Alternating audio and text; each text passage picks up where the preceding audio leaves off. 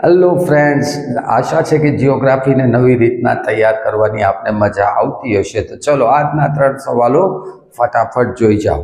પહેલું, માથાસરની ટેકરીઓમાંથી કયું ખનિજ મળી આવે છે? સવાલ નંબર 2, ડોલોમાઇટ એટલે કે ડોલોમાઇટ છે એ કયા ડુંગરમાંથી મળી આવે છે?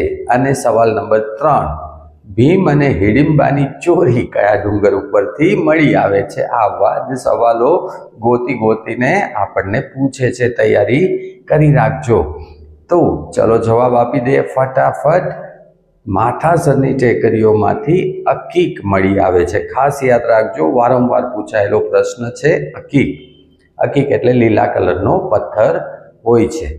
ડોલોમાઇટ છે છૂછાપુરામાંથી મળી આવે છે. છૂછાપુરા છોટા ઉદયપુર પાસે છે.